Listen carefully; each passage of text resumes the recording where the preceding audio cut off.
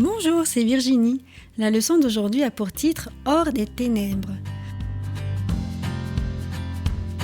Le verset à mémoriser se trouve dans 2 Pierre 3, verset 9. « Le Seigneur use de patience envers vous, il ne veut pas qu'aucun périsse. » Peux-tu te souvenir d'être sorti d'un lieu effrayant, sombre et de t'être retrouvé en plein soleil ? Ou peut-être te trouvais-tu dans un lieu trop étroit et tu t'es retrouvé dans un grand espace libre ? Imagine comment Jonas a dû se sentir quand le grand poisson l'a finalement rejeté sur la rive. Jonas était très heureux de se retrouver sur la terre ferme. Il commença par respirer l'air pur à plein poumon. L'air sentait tellement bon après avoir passé 3 jours dans le ventre du poisson. Toutefois, après avoir passé tant de temps dans l'obscurité, le soleil lui faisait mal aux yeux.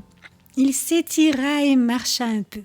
Comme il était bon de pouvoir de nouveau marcher librement. Jonas se réjouissait et louait Dieu de lui avoir sauvé la vie. Soudain, Dieu lui parla de nouveau. « Jonas, je veux toujours que tu ailles à Ninive. J'ai besoin que tu prêches le message que je t'ai confié. » Jonas n'avait toujours pas envie d'aller à Ninive, mais il avait promis à Dieu de lui obéir. Il y alla donc aussi vite que possible. Jonas commença à prêcher dès son arrivée. Il dit à tout le monde que Dieu avait un message spécial pour le peuple de Ninive. Encore 40 jours et Ninive sera détruite. La nouvelle se répandit rapidement dans la ville. Ninive va être détruite. Comment cela est-ce possible ? Que pouvons-nous faire pour empêcher cela ? Tout le monde prenait l'avertissement au sérieux. Ils croyaient au message que Jonas proclamait. Bientôt, les gens commencèrent à se poser des questions. Si Dieu voit combien nous regrettons nos mauvaises actions, peut-être nous sauvera-t-il ? Peut-être ne détruira-t-il pas notre ville ? Montrons-lui que nous regrettons nos actes.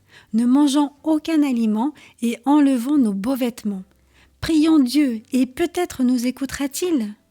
Ainsi, les habitants de Ninive se revêtirent de sacs et montrèrent combien ils regrettaient leurs péchés. Ils jeûnèrent et prièrent pour obtenir le pardon. Le roi de Ninive entendit parler de ce qui se passait dans la ville. Il comprit immédiatement que l'avertissement de Jonas venait de Dieu, et il crut à ce message. Il décida de montrer à Dieu combien il regrettait tout le mal que lui et son peuple avaient commis. Il ôta sa robe royale et se vêtit d'un sac, un vêtement simple et rugueux. Puis il se prosterna et pria Dieu. Le roi envoya un message à toute la population de Ninive.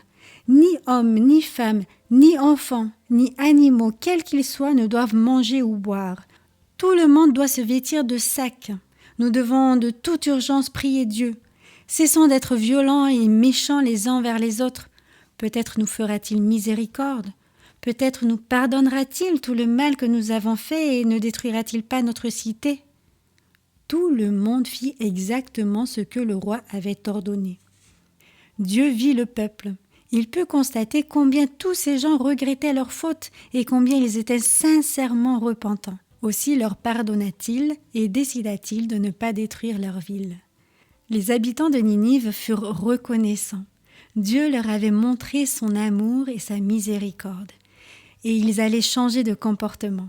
Ils commencèrent en louant Dieu pour son amour et son pardon. Jonas avait fait ce que Dieu lui avait demandé de faire. Il avait proclamé le message que Dieu lui avait confié. Dieu avait montré qu'il se souciait du peuple de Ninive. Il voulait qu'ils changent afin de pouvoir les sauver. Il veut que nous nous soucions des autres qui sont à l'extérieur de notre famille d'église. Il veut nous utiliser pour partager son message d'amour avec les autres.